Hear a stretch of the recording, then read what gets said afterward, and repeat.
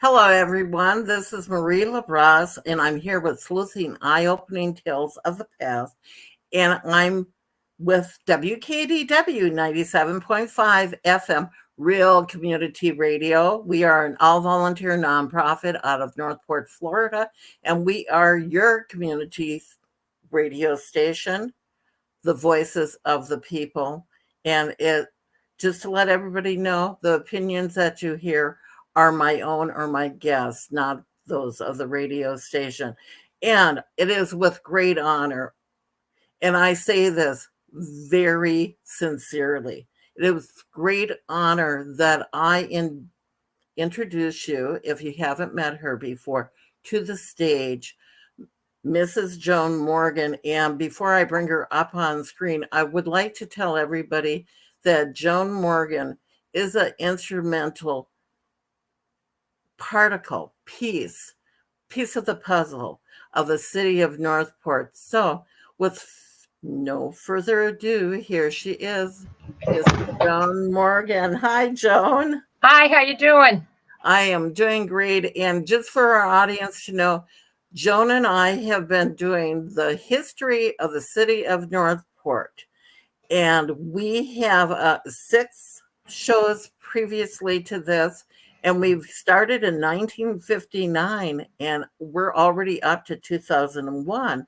And we're going to have Joan do a little recap of the other shows, just a little bit, a timeline, just kind of give you an idea maybe of the decades of where Northport was in the beginning and where they are today at 2002, where we'll start, and then we'll start in from there. So take it away, Joan. Okay, well, thank you for having me, and thank you for being concerned with all this. I'll tell you what, Northport basically was the growth of people. I mean, now it's kind of like become, the institutions are kind of taking over your Chamber of Commerce, your economic development boards and things like that. But to begin with, Northport was developed by, Northport grew by the integrity and the desire of some people, and that's what we've done. In these presentations, we have not spent our time developing the whole community around the commissioners or around some people who were paid officials. I know they were elected, but they're also paid officials to do a job. But basically, we kind of like zeroed in some other people and some other concepts that came out by individuals. There are people that have put a lot of time and effort into Northport and have done a lot for Northport that never got paid a penny from Northport, but did it because they cared. So basically, this new generation that we're talking about starting in 2001 is kind of different, because now Northport, what we've talked about in the past, has been established. Now we don't have to prove that we're here. We don't have to prove that we exist. We still have to prove that we deserve the attention, a lot of attention, considering we are the largest population and everything else, which I don't think some of them still believe.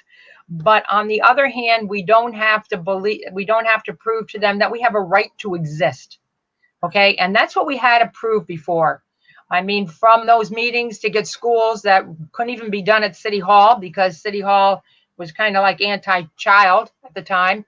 Some of the people that were representing the city in City Hall. And we used to have to meet at Trinity United Methodist Church and kind of like sneak behind closed doors to even meet with school officials and have them work with us. But now we're coming to a time period, 2001, when things are going to start to happen. For example, Joan, before you even get into that, can you get Ed into the picture? In a few minutes, because in between the 30-second countdown, one of our granddaughters called, and he's on the phone with her right now. So he will come back over when he's done. Have him come over with the telephone. Okay. Ed, she wants you to come over with the telephone. Marie wants you to come over with the telephone. We'll even have Brooke on the phone. Yeah, well, you know, and that's very important that we do have your family here. She's working, Joan. Okay, well, she wanted you to come over with the telephone. Yeah, come on. This is actually critical. I know. All right, well, Brooke, our granddaughter has to go back to work, so he's got to go because we're going up there to see her Friday. Okay. Okay. So as soon as it's Hey, off, Brooke, and I'll just let you get for our going here. I don't want to hold you too long. So you, Okay, wait. Okay. no, I gotta go. Okay, yeah, he's got to go because we're good? gonna go up and do a race with her Saturday up in Gainesville. So hey, it's never dull. Okay, what I want to say is that this period of time then we're starting, and it's going to be an unbelievable period because to begin with, as you remember, we kept on saying they did not want to build a school here, and we didn't have enough kids, and we didn't have enough this, we didn't have enough that, and there'll be no high school here till 2010. Well, we are going to tell you of a new time period when we get a school almost, a couple a year, when all of a sudden, instead of we can't have school, we're going to be building school after school after school after school in the early 2000s. And it's going to be kind of like a different period. They know we're here, they know we exist, and they have to house us in schools. Okay. Is Ed ready to come She's back? saying goodbye to Brookie right now. But let me Okay. bring you up to one thing, and this is kind of cool. And that is, oh, here he comes. Let's get Ed on right now. Okay, Ed. Okay, on. Ed, we're waiting for you. This is There you really go. My bad. exciting. I know. Yeah. I couldn't. Ed, all you have to do is be in the picture. I can't get in. Okay. She moved the chair. Okay. Ed and Joan, we know that it's your 10th anniversary of the Morgan Center being named after you.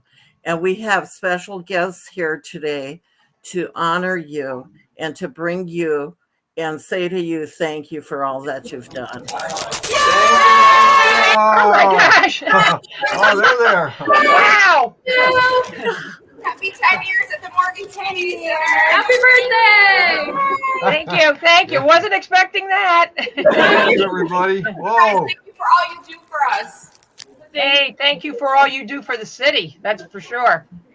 And look at, they got birthday hats on. And Trish, your daughter just graduated from high school. Oh, thank you so much. All right. Well, thank you. Now I know why you needed Ed. Thank you. That's Yes, what we needed. our granddaughter And just thank called you. Go ahead, Laura, and thank you for pulling this off last minute to say to the Morgans about how grateful we are for everything that they've done in the city of the Northport. And the Ed of the Morgan Family Center is named after Joan and Ed Morgan and their family. And I just wanted everybody to realize this is such an important part of history of the city of Northport. And you're able to see who this building was named after. So thank you, Laura. And if you want, you can stay on, but I know that we caught you probably at your lunch. Right? We gotta go. But thank you so much, and thank you, Ed and Joan, for everything and everyone who supports us. We Thank appreciate you, it. Thank you, guys. Bye-bye, Bye. guys. Yeah, the one that was on the phone just now was the one that had the red outfit on in the picture. Brooke, she's going to be graduating from UF in just a few weeks, and so anyway, that's the way it goes. And she's going to be our future doctor, so we need to take care of her. Oh, absolutely. And I keep on telling her she's got to take care of us in her old age. Joan and Ed, so many people within the community do not know what you have done for the community, and that's why that building was named after you. It had nothing to do with money. You and I've had that conversation, right? Because you were both school teachers. So, and you ended up, because of the school system not even becoming to tuition for even the elementary school. What was the earliest year? When did they do the school system?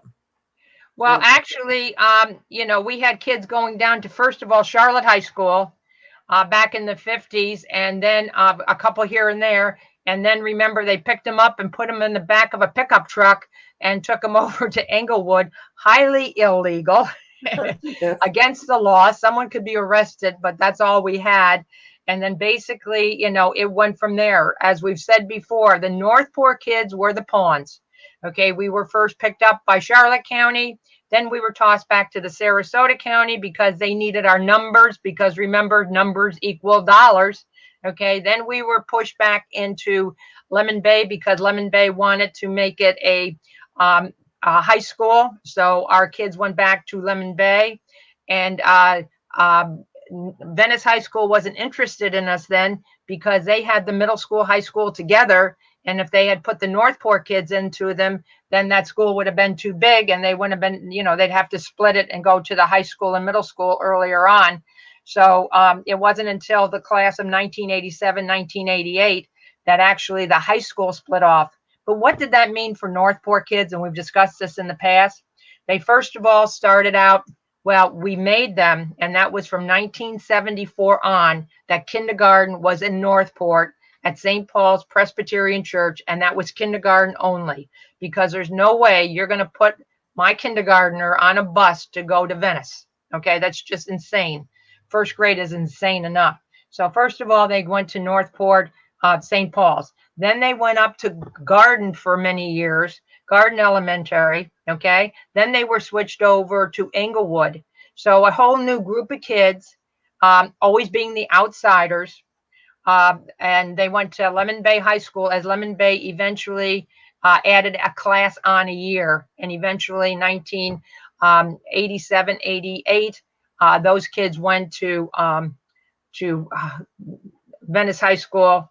Okay, and eventually that Lemon Bay became a full-fledged high school, and the Northport kids graduated from there. Now that made it hard too, because you had those families that had some of the older kids, some of the younger kids. So some of them had kids in Venice, some of them kids had kids in Venice and over at Lemon Bay, and you split families. And hey, listen, I graduated from Lemon Bay, so I want to, or I went to Venice High School. And I hate to tell you this, we still have the problem. And here's the problem, and it makes me sad, but here's something that still needs to be resolved. Our athletes, okay? Many, I'm not saying any secrets if I tell you we don't have the best football team, all right? That doesn't mean we don't have good athletes. That doesn't mean that, no good athlete can live in Northport or exist in Northport. If you grew up in Northport, you can't become a good football player or a good baseball player or the best swimmer and things like that. But you know what's happening? A lot of these families, they're opting to send their kids to Venice High School because guess what? The scouts are looking more up there, and scholarship dollars mean a lot. So basically, you do have that situation yet that Northport is kind of still almost a stepchild, because a lot of your best student athletes switch and go up to Venice. Now we've come on our own as far as our running teams, our cross country, our track teams. I mean, hey, come on, they're celebrated. They're the best. They always make it to states, and they take states, or at least they exist in the first couple teams up there, But on the other hand, some of these other situations, we still have that problem of proving that we're just as good, and our athletes should stay here, and the scouts need to come to us because we're just as good. But, we're still, we're ahead of the game, because remember, once upon a time, not that many years ago, it was stated that no school would be built in Northport before 2010. And as we all are going to find out, there's a lot of schools in Northport before 2010. Let me just saddle back to something else which has happened recently. Okay, since it's summertime and since it's hurricane time, number one question I've been asked lately by just people on the streets is, if I need to go to a shelter, what can I do with my dogs and cats? Okay, so I just want to tell you that Northport High School, Heron Creek Middle School, and Woodlands will take dogs and cats. Okay, first of all, make sure their shot records are up to date. Okay, they will not be running around the whole place. They have to be in a cage. Hate to say that. And you're not going to be sleeping right next to your pet, but at least they're going to be safe. So remember that Northport High School, Heron Creek, and Woodlands, because you might need to know that information. And anyway, that's that. Another thing I wanted to say just before we get moving on the years is the fact that recently Myakkahatchee Creek Environmental Park has been on TV on the Sarah Finley Channel 28 on the Walking Club show, showing off our park. And everyone needs to get there. I mean, with this pandemic, with this COVID, guess what, guys? The one thing you could do is go out and walk in the woods, take a hike without a mask, because you wouldn't be close to anybody, and get some fresh air. And let me tell you something, there's no doctor that hasn't told you vitamin D is one of the important things to have, and sunshine provides vitamin D. So Sarah Finley of Channel 28, the ABC affiliate up in Tampa, actually featured our park. So that was kind of cool. And last Saturday, they had Hike for Hope, which was sponsored by the Prevention of Suicide, the American Federation for the Prevention of Suicide, and they had a hike there. And just a few weeks before that, Myakkahatchee Creek State Park Environmental Park was used for a 5K, 10K called Powerline 5K, 10K, and that was put on to get some funds for our track team because you know, track, cross country, and all of that stuff, the lesser sports, not the football, doesn't get quite the same amount of money, so they have to earn theirs more. But we are so lucky. We have Coach Fu, who is you know, he should be recognized nationally. I mean, he really does so much for those kids and has developed such a great program. And even back in October when we had the pandemic, he had 71 teams there and 1,500 runners. And guess what? No one got COVID. Everyone wore a mask to the start line and everything was done, you know, by the books. But we still went on and had competition. And I did a lot of the registration. And let me tell you something, I have never seen more grateful coaches, because you know what they said? You can't get kids to practice if there's nothing to practice for. You know, you have to have the competitions. And Coach Fu and Northport High School has never, ever, ever backed down. And they're going to have a 5K there on July 4th, because we're going to have the fireworks at, you know, for July 4th. And I know you're going to be a big part of that, Marie, and WKDW is going to be a big part of that. But also, you know, we're going to start off the day with a 5K run at Northport High School. And the city no longer does the 5K fireworks. They do one in January, because to do the 5K run at 5 o'clock in the morning and be there till after midnight because of the festival and the fireworks and all is a lot for any city workers. So therefore, they've given that over, and Coach Fu again has taken it up in Zoomer's running club and beach bum timing. So anyway, another thing about Myakkahatchee Creek Environmental Center, if you've been there recently, because we were there Saturday, and Jill Luke, who is at every event, it seems, she was there in that. And let me tell you something, they've put stones down in some of the areas where it always got, because of the rain, you know, got soggy and muddy and all this kind of stuff. But there's new stones there, making it a lot easier to walk. Okay, so hey, now we can get back to our timeline. And maybe because I think today we're going to finish this up, the timeline. I really do. And let me tell you one other thing before we really get going on this. Everyone, anyone, please contact us. Tell us what we've screwed up, what we've got wrong, what we need to add. I guarantee you there's 100 and some things that need to be added, have to be added, should be added, are vital to be added. But we need the information. Okay, we don't have all the information. All the city records aren't the greatest. One of our best was all the stuff from Marshall Grove in his book. But unfortunately, Marshall Grove's, you know, got dementia, and therefore a lot of that information to continue forth. But we've gone through his book, we've scoured his book, and we are asking anyone, don't sit here and be mad. Don't sit here and say, why didn't she say that? Don't sit there and saying that's wrong. Please let us know. We are definitely willing. This is an ongoing history. It's not a completed history. Now let's get back. A lot of ones that we have.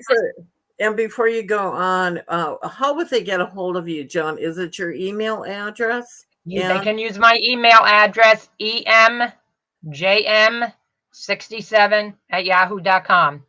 Okay. That's for Ed Morgan, Joan Morgan, 67, the year we got married, at yahoo.com. Okay. Any kind of phone number? 941-875-8996. Leave a message. We have so many potential scams. You know, I mean, you know it. We all know it. So please, if there's something you want us to know, you have to leave a message. If we don't pick it up, because, you know, like everybody else. And I'm putting it up on the screen, so it'll be popping up in a minute, and we'll be able to have it up on the screen for people to see. We just wanted you to be aware that if you have any history that we're missing in here, just get a hold of Joan. Joan's putting together the timeline, and you're on the history committee for the county. Yeah, and I've been out watching and going to all these different businesses and checking out their dates and talking to their people. It's been kind of interesting. You can also take anything over to City Hall and just say, hey, leave it for the history committee and we'll get it. Okay. That's not a problem. That is, isn't that great, Joan? That, the city of Northport, the people that work there are so accommodating for so many things too. So let's go on. Yeah. Okay. Yes, we Northport is a city with a heart. Okay, heart and soul, cares. Not that we've done everything right. Oh gosh, no. But on the other hand, there's so many good people that have put themselves out, who have done things. There's no one or two people that have done it all, but there's so many that have done a lot. But then, of course, we have, our Gene Matthews and some that have to be messages in so many categories. But anyway, let's get back and let's kind of like bringing up to date, because we really haven't said much about the commissioners. So we'll bring them right up to date. So we'll start off bringing them up to date. And our commission right now has Jill Luke as the mayor. And Jill is at everything that ever happens in Northport. And I guarantee you she has a wardrobe closet full of every outfit known to mankind. I don't know how she has them all, but you go back through the years and all the outfits that she has, it's amazing. So anyway, she's our mayor. Our vice mayor is Peter Emmerich, and he's our vice mayor right now. And his wife, Elaine, you have to thank her for all she has done for Northport, for everything.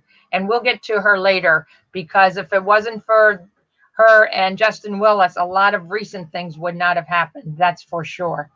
Okay. And then other members of the commission, Debbie McDowell, who has certainly helped with a lot of things. But one of the things we've worked the hardest with her, Ed and I, was for veterans and Almost Sunrise, and 4 programs we put on to get the veterans out to give us their story. Let us help them. It's very hard to get them out and say, hey, I have a problem. It just is very hard to do that.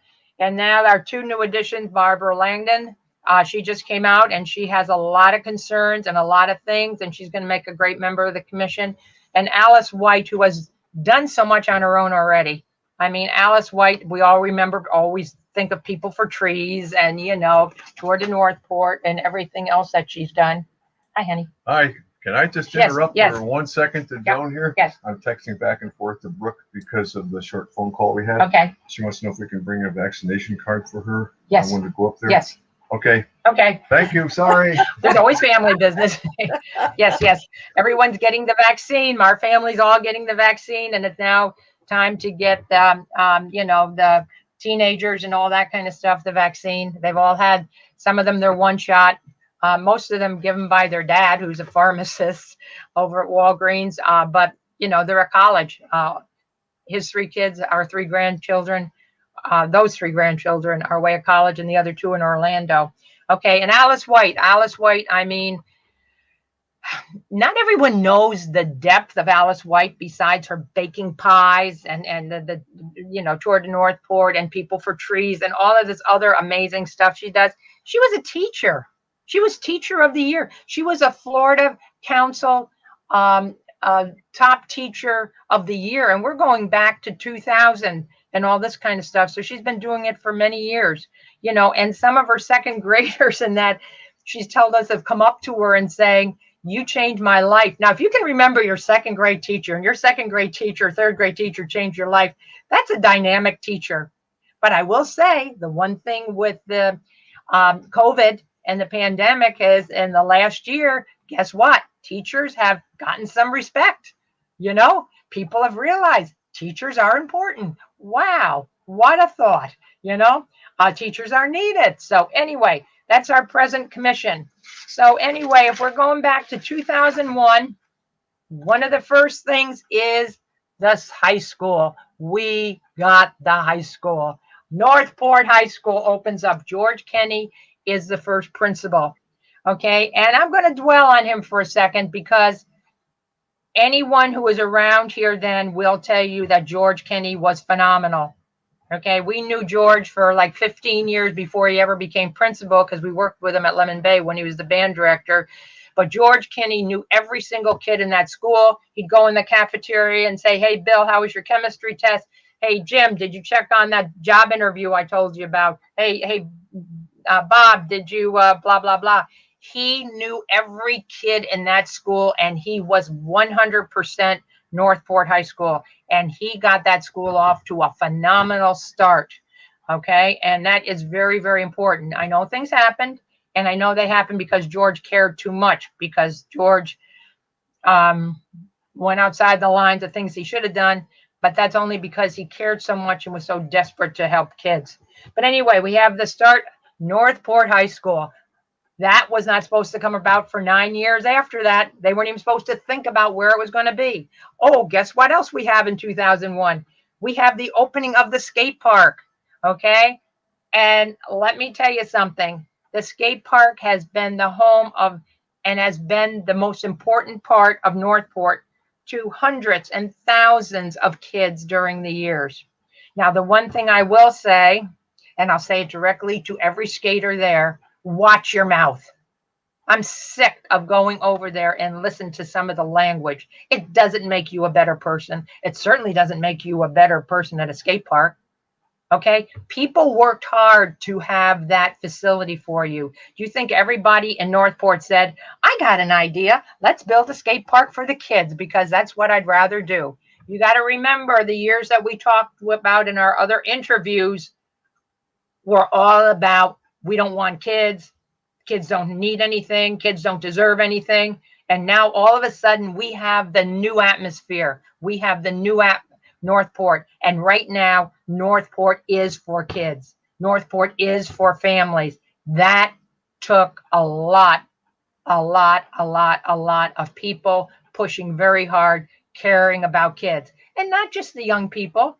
A lot of the senior citizens said, you think I want to be in a place where I only have the old farts? You know, I mean, they wanted the kids. You know, who's going to cut my lawn? My next door neighbor who's 95? No, they wanted the kids. They liked the kids. You think I want to live in a neighborhood where there's no laughter, no young kid, no, no, they wanted them. It wasn't young versus old. There was the philosophy from General Development, from Port Charlotte, that kids were not supposed to be here and that this was going to be a retirement community. And that was the philosophy put on by many of our former leaders of Northport. And that's why some of the former leaders of Northport, and some of the former commissioners, I don't exactly honor as much as these other people who went out of their way to make things happen in spite of the attitudes at City Hall. So anyway, we have the skate park, and there's no kid in Northport that doesn't know where the skate park is. Okay, now another thing that happened, and that was because of the 1% sales tax and all this stuff, $1.2 million was put into Northport High School, and we put on the Performing Arts Center. Now, to begin with, we were talking about making a Performing Arts Center like its own complex, okay?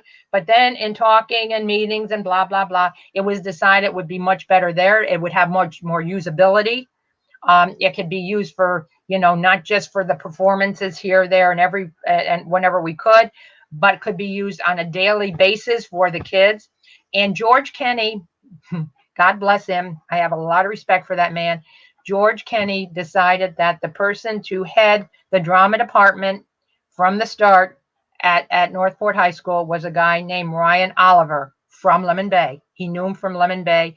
He knew he would bleed for the drama department, and he has. He's been the head of the drama department ever since then. And let me tell you two things about Ryan. Number one, he was a black belt by the age of 9. Okay. And number two, he never missed one day of school from kindergarten through high school. Okay. How many kids can say that?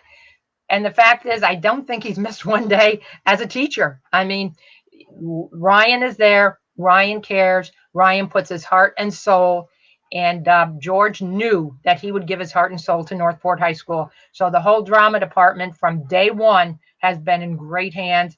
And look at the plays. If you haven't been there, you've missed it. And another thing that we have, and here again, is the heart and soul of the people, but all of the ones that help with the shows, all of the ones that are there selling tickets during the day and are there to take people to their seats, the ushers and all this stuff, and make sure everything goes right. Okay. Helen Marchese's been there forever. Linda and Yates and her husband, I know, been there forever. And there's been so many others, all volunteers, all do this because they want to, because they care about Northport. Yes. Joan, when they were making that decision to put it, that it was attached to the school, was it always considered to be part of the school, or were they going to do their own performing arts center that would have been the communities?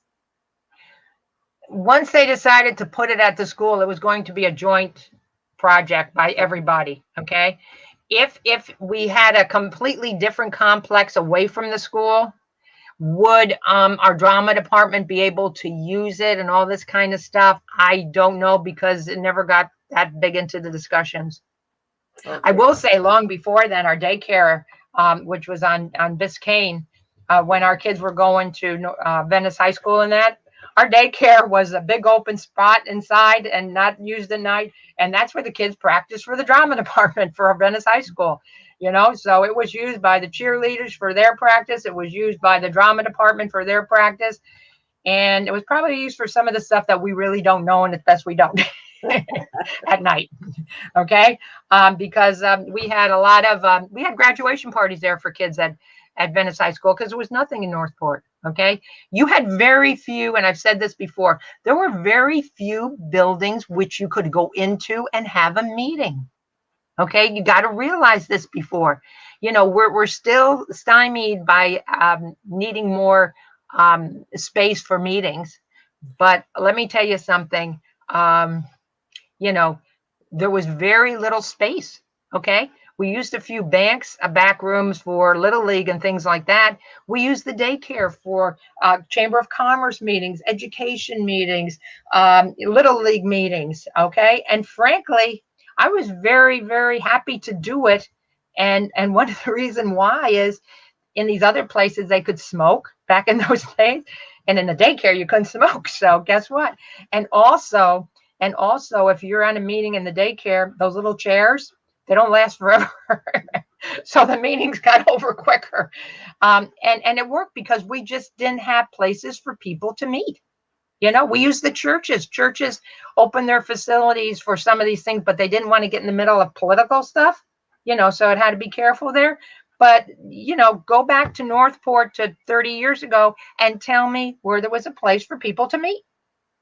We didn't have offices or places. So anyway, yeah, it was very, very important. And, we all know that the Performing Arts Center is going to continue to just grow and grow and grow and be bigger and bigger and bigger.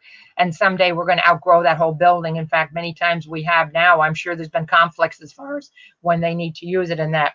Okay. Alice White and her group was there for tree protection and doing all that stuff. And that continued on constantly.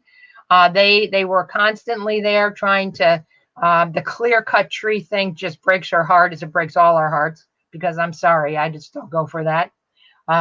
So anyway, then we get down to 2003, and guess what we have? We have 2 schools opening up. Heron Creek Middle School, okay, is open right across from the high school and packed. From the day one, it was packed, okay? And also Cranberry. And our grandkids, our granddaughters actually started the first year Cranberry did, as far as going to school, 2003, yeah. And that was the beginning of Cranberry. And here's kind of like showing the heart and soul of Northport again. So many of those teachers that started at Cranberry in 2003, they're still there. You go down the list of teachers that our grandchildren who lived in Northport had, they are still there. They are still there. Some of them say they got 4 more years of retirement. Yes. One of the things that I'd like to address with you right now, because when I interviewed Jean Matthew, how many people, especially if they're new to the area, don't understand why the high school and all those schools are right there and then the city hall, because they're new into the area. They didn't know that city hall had been planted there, put over in that area. That really wasn't when it was being developed. 41 was your main hub. And Gene said when general development, and he was on the school board, I believe, at that time too, when general development went out of business and filed bankruptcy, that property was up for them being able to actually obtain it. I'll tell you what, Price. My God, Price was the end of the world. We thought you'd fall off. Honestly, I can remember when our daughter was getting married, the person who made the dresses for the wedding party lived on Price, and I thought we had to take a lunch before we get there. It seemed like forever. I mean, I even said to people, we are going to fall off the edge of the earth before we get there. It seemed like forever. It's only a couple miles, but it seemed like forever. It was so far out of the wilderness. All right. Sumter was wilderness. Northport was 3 miles, basically situated around Biscayne. Okay. When we came in town, when Ed and I came in town, the only light there was Biscayne. Okay. The only buildings there was like Farley's Funeral Home. Hey, they saw a future. They saw a future. They're going, wait a minute, maybe this population is too old not for us to be part of this. Okay. But there was very little. There was a 2-lane 41, Northport Bank, which it was then. Now it's Wachovia. Before it became, there's 3 other banks were in there before then. But Northport Bank was a trailer. Okay. And 41 was 2 lanes. All right. And there was very little. And the idea of a school out in Price, I mean, you're kidding me. You're kidding me. Now Price seems so close. I mean, it's just the way it is. But the division of Northport, north and south, you had North Biscayne and you had South Biscayne. And Tamiami Trail was the divider. Biscayne was the main street. All right. Eventually, as life got bigger and bigger and bigger, it went down. And, then Pan Am and then finally Sumter and all this kind of stuff. But that was a no man's land. That was a no man's land. And Northport Boulevard was called Myakkahatchee Boulevard. Yeah, it wasn't Northport Boulevard for many, many years. It was Myakkahatchee Boulevard. So that's the way it was. And when we first came here, Biscayne Plaza, part of that was there, not as much as there now. Our city hall was in there. We've talked about that before. We had 1 building, 1 storefront, which was the police, the fire, the ambulance, and everything else. There was a hardware store. Behind the hardware store, at the back of the hardware store, was the post office. And that's just the way it was. I mean, McDonald's, oh my gosh, that was like you have to take an overnight to go to McDonald's in Port Charlotte or Venice. That was unbelievable. There was nothing. We had Quick Check, which is over where the post office used to be, over by Abby's Donuts. Abby's Donuts area was our only restaurant. The Golden Dolphin in that, or Northport Port restaurant was our only restaurant in town. I mean, that's just the way it was. So yeah, Price was way out there. I mean, it was just way out there. Well, how did the people that were citizens at that time react to being out that far? In that at that time, because by the time we got to 2001 and the schools were built, people, frankly, I have to take my kids up to Venice versus I can take them to Price. We were kind of grateful. The numbers were growing in. And I will tell you, okay, basically, and here's my own story. Okay. There weren't cell phones. All right. And our own kids were, the further you are from the high school, the higher the dropout rate is. I mean, that's a national average. And also the less chance that you're going to be involved in a sport. All right. And our kids wanted to be involved in sports. And since our daughter was in 1 year and our son was in the next year, and then we took in one of our son's best friends as a a foster child, and he was in the next year. So we had kids in 10th, 11th, and 12th grade and all this stuff, and they all made sure they had different time schedules, so we'd have to get them cars. And then they'd say to me, "Who do you want me to drive with?" And I'm going, "Oh crap, I guess we're getting them a car." And it was awful. I can remember one night very, very vividly where Ed is going up to get Holly because she was a cheerleader, and they're coming home from wherever they were at. Okay. And he gets up to Venice High School, and it's pitch black. There's nobody there. They were supposed to have been there. You know, he waited and waited and waited. And remember, we didn't have cell phones, so he had to go get to a pay booth. He's calling me up and telling me there's nobody here. I don't know what to do, you know, blah, blah, blah. You know, there was no way they could call us because there weren't cell phones or anything else. And, you know, the bus got late, the bus got this, the bus got that, you know, traffic, whatever.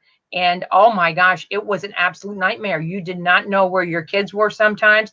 And it was very scary. So believe me, as much as price was way out there, it was closer than taking your kids up to Venice. Really interesting. Joan, seeing as we're talking a little bit about your family, I would like the audience to know with your son what he ended up doing, because he's a stuntman. Hey, go look up our son, Kevin Morgan, stuntman, and you will see. Have you ever looked him up? I have, yes. Yeah, it's amazing, isn't it? Yeah, he's been in so many movies. He has been in so many movies. He, when they were growing up, actually, and you know, mom and dad don't know until it's over with, but the baddest thing they did, or kind of like their little thing that they did, was jump off bridges. And he says, actually, he said that was training. Okay. And we kind of didn't know that until after the fact. But yeah, from UF, where he went to college, he went up to Disney. Okay. And, you know, he started at Blizzard Beach. Okay. And he became a coordinator for the lifeguards and all this stuff. And that was kind of cool. And he kind of liked it because in came the college program every year with a new bunch of girls. And then he kind of realized, guess what? I'm getting older, but they're not. So anyway, he decided he needed to have something more stable. So then he finally went to Disney, and he started with the movie ride. And then he got on to Beauty and the Beast, which is where he met his wife. And then he started really getting into the direction of it. And he went to the Doug Show, and he set up, if anyone remember, Want to Be a Millionaire? He set up that whole show. I mean, he was with Regis and all of those guys up there, and Meredith and all of them. And he set up that whole show. Okay. Then from there he went, but he always wanted to be indie. There's part of him, which is, you know, has this thing in him that he wants to do the dangerous stuff. Okay, so he went from there, and he went to Lights, Camera, Action, which was the backlights were taken. He was the coordinator for that whole show. And 2 years, he also was the head of the Osborne Christmas. Osborne was not the Osborne you're thinking of, but these were the people that owned all the lights, and they gave them all. And he set up all the Christmas stuff twice which was then Hollywood Studios. And anyway, the interesting part of that was when he took you through, you really needed to look at the buildings. And if you looked at the buildings, you realized what teams, what schools, the people decorating those buildings really cared about. You know, you would see the orange and green, and you would see the, you would see the Gator colors, the orange and blue, and you would see the red and white and all this stuff. He says, really look at these buildings, and you can tell, you know, who it was designed for. And it was really cool. But that he had to give up. He had 2 little boys at home. And when you're doing the Christmas things at Disney, you start when the park closes, and you work all night long. And let me tell you something, for daddy not to be home almost the 2 months before Christmas at night is not good.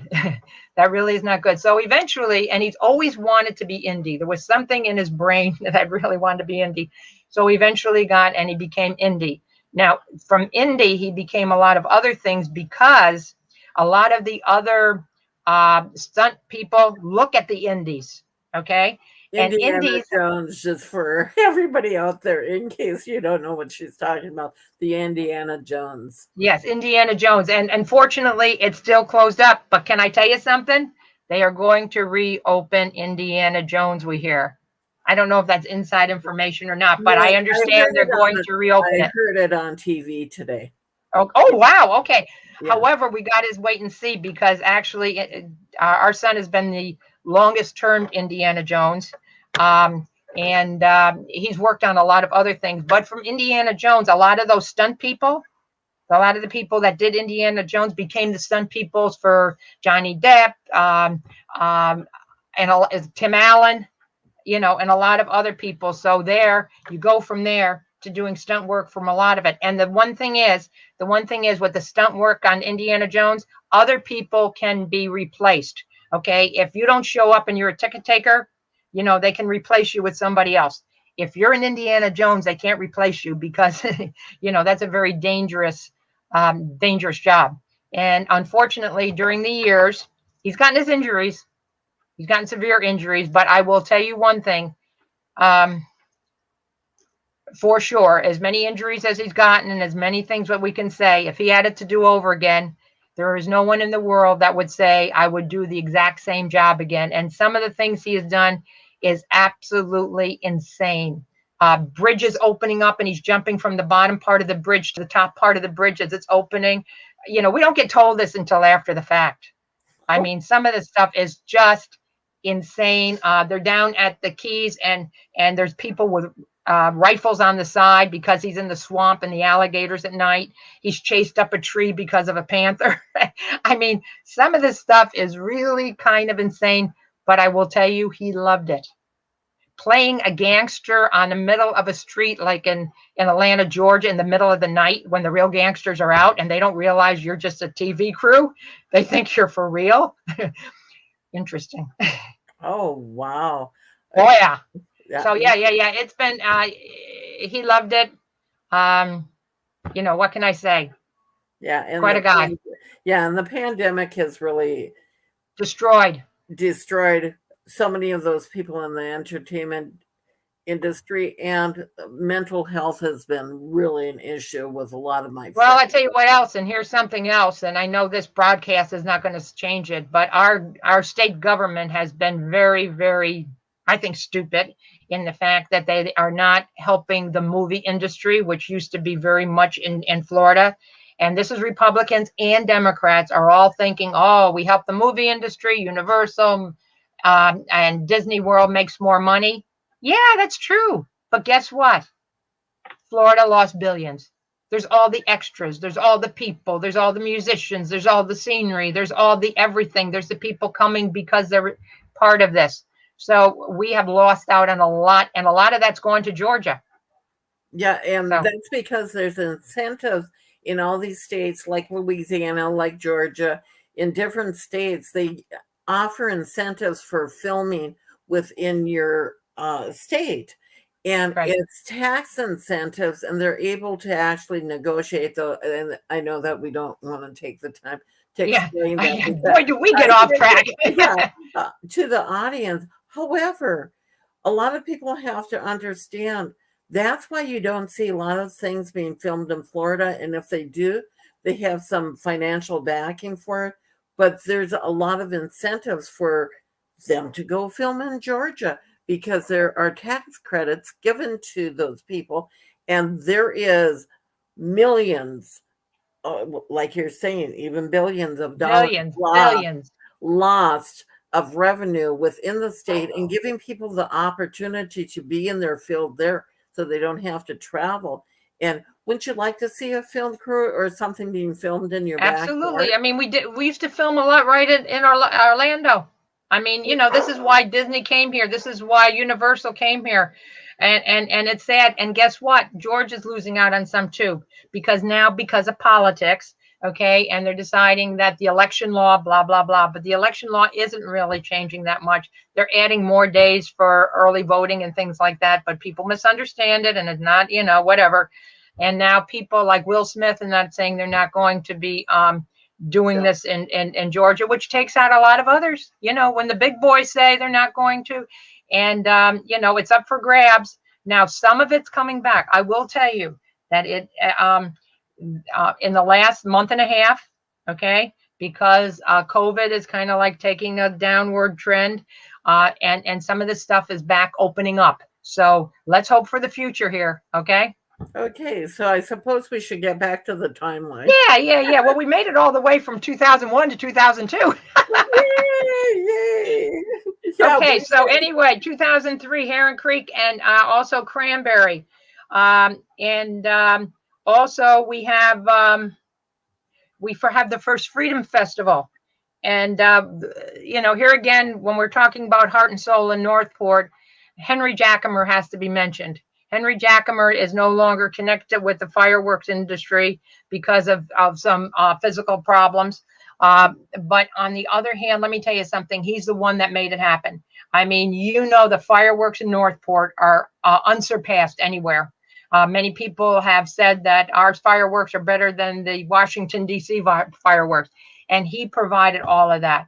I mean, he was just the master of it. He still has influence on the people doing it now. And Northport and our Freedom Festival and all is fantastic. And this year, hallelujah. I mean, it's coming back. And it's going to be on the multi-purpose fields more than over at the high school in the football field. But and I know your radio station is going to be a big part of it. So, you know, life is opening back up again. Well, and not only that, they're streaming it, so people that aren't able to make it can actually watch it on live streaming during that time. And I'm glad that you mentioned WKDW 97.5 FM. You can listen to music that's being aired at that time. Also, they are having the chorale, and I think it's a high school that's coming in. I can't remember because Laura from Parks and Rec has set it up with the radio station. They're going to come and pre-record sing-alongs with them that will be airing at that time. So it's going to be a fun event. Not that it's never been a fun event, but because of virtual too, you'll be able to interact a little bit more than you know, in the past. Life is going to go back. It's not going to be exactly the way it was. Okay. It's going to be different. And with technology that increased so much as we all got closed in, technology increased.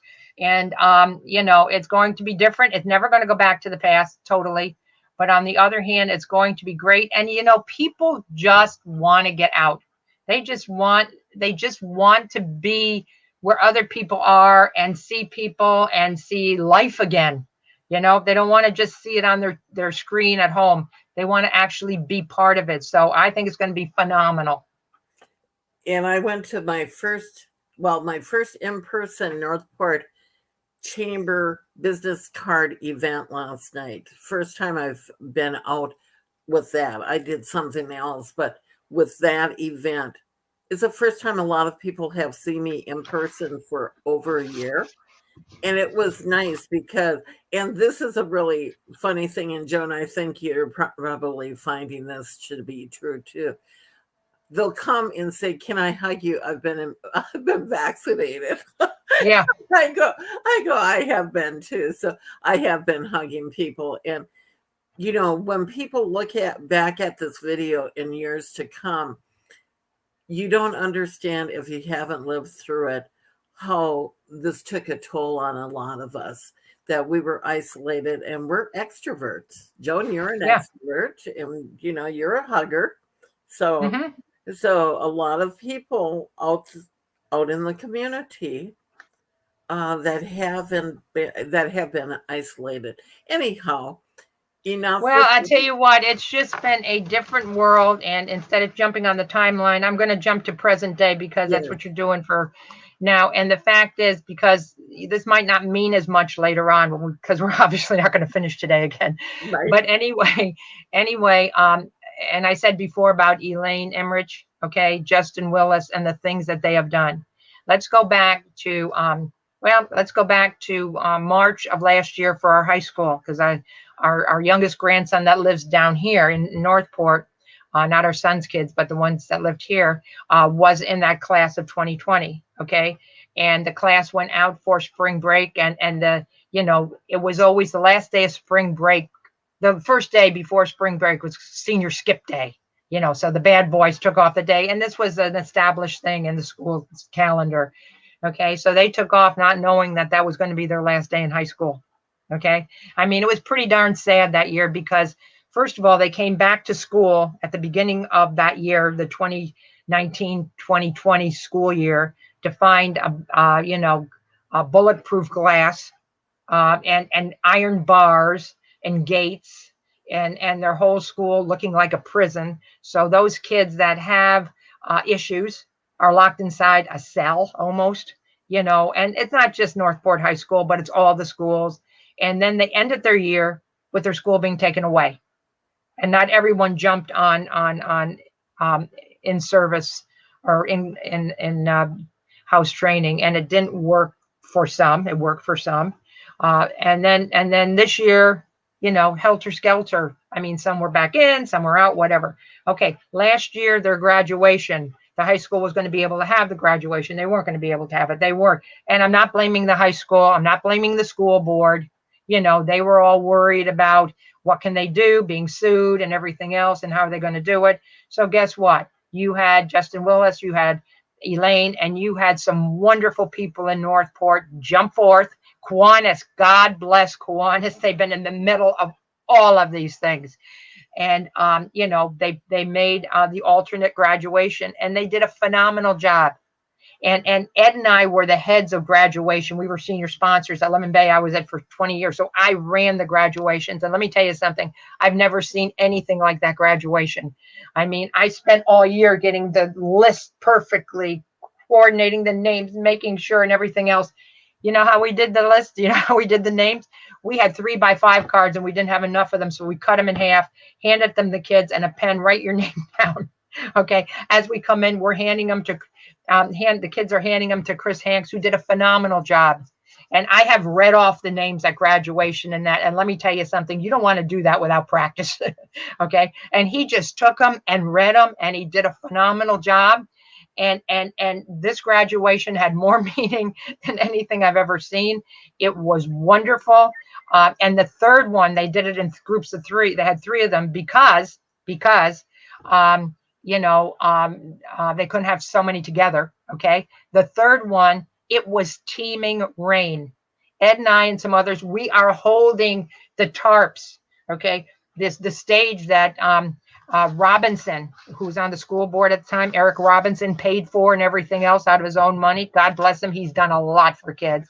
Okay. The back part of the stage ripped off, the one place where Rod and Kim had were taking people, Cindy Hemberger were taking names.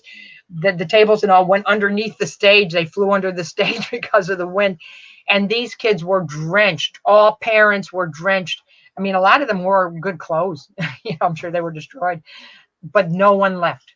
Okay. And in the rain, they're writing their names down, and Chris Hanks is taking them in the pitch rain. And Eric Robinson said, "Hey, Northport has a heart. Northport cares. Northport has done it." And I've never seen a graduation that had more meaning in my life. I mean, I think every one of the canopies that we had that day were ruined. I mean, a lot of things were, but those kids had graduation. Okay, come this year. All right. The high school again cannot have, even though we're kind of loosening up a little bit, but we can't have people dancing and all this kind of stuff yet. So guess what? In comes Elaine, in comes Justin, in comes the Kiwanis, in comes these great people, and they put on an alternative prom at Plantation. Oh my. Ed and I have worked on 40 proms. I mean, this is the things we've done. All right. I mean, there's no prom that we haven't helped set up, take down, blah, blah, blah. You should have seen this place. I mean, Plantation is gorgeous anyway.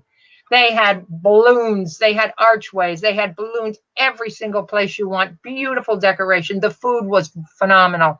The kids said they wanted dessert. So they had this whole one room, which was dessert, anything you could imagine. It was just unbelievable. They had everything there for the kids. You could have funny pictures taken, this, that, and the other thing.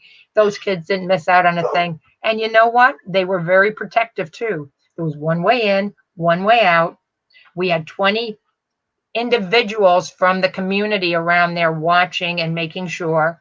And some of them thought, we'll get out the side door. And one of the parents put a piano in front of it. I mean, they weren't fooling around. They had a policeman there in uniform. They had people there in dancing outfits that were basically there to watch. Besides, as I say, 20 members of the community, which were there, and they had a phenomenal thing. And then what did we have just a week ago?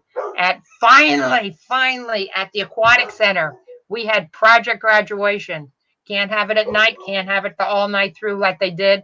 And project graduation was only developed years ago for one purpose and one purpose only. And that wasn't to entertain and rejoice about graduation. It was to keep the kids safe and alive and not drinking and driving and getting into an accident. Okay, I'm sorry, but that's the reason for project graduation. Okay, anyway, this one had to be done during the day. It was done at the Aquatic Center. What could be better? It was fantastic. It was great. I mean, how can you not have fun there? If you're a kid and you're at the Aquatic Center with your fellow classmates and that, and you can't have fun, we can't help you. We're going to have to end this show. And I just love. Hey, we got 3 years in. Oh, yay. When you said we were going to get through it all. I thought we would. I mean, truly. No, I would like to thank our audience for hanging in there and listening to Joan and talking about the history of Northport, but also thank you, Joan and Ed, for everything and your family for what you've done in the city of Northport. And it was an honor to have the Morgan Center staff come. Oh, that was fantastic. Oh my gosh, I had no idea that was coming. Thank them. Thank you so much. I mean, that was, it was kind of like not expected. Thank you. No, it's well deserved. And with that, there are choices in life that everybody can make. You can either be kind or not be kind. One simple act of kindness can change somebody's world, their life, their day. So when you have a choice to make, stop and think. Be kind.